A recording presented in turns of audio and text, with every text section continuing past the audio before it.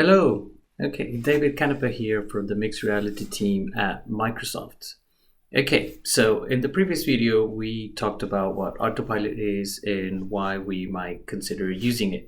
So now we're going to get into the details on how we can deploy Autopilot. And the very first thing that we need to be aware of are the requirements that we will need for Autopilot to work. And the very first thing is to be aware about the network requirements. So as you know, in order for Autopilot to work, we need to connect our device to a network.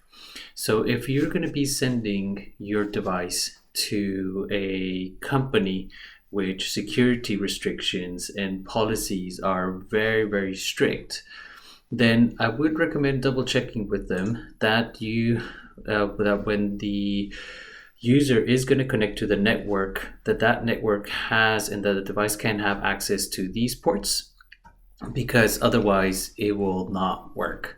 So this is very important because even if you do all the process and all the steps to enable Autopilot, if these ports are blocked, you will not be able to deploy Autopilot. So please take a time to read over this and get familiar with these requirements and make sure that there isn't any problem with that when you're going to be sending the HoloLens.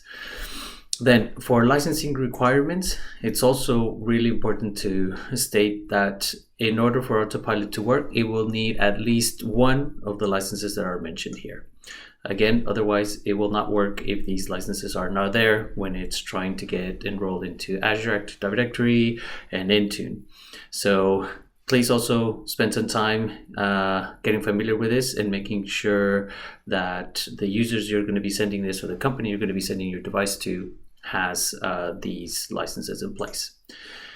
And so now regarding the configuration requirements, we're going to go through those on how we set it up. It's also important to know about the OS requirements that the HoloLens needs.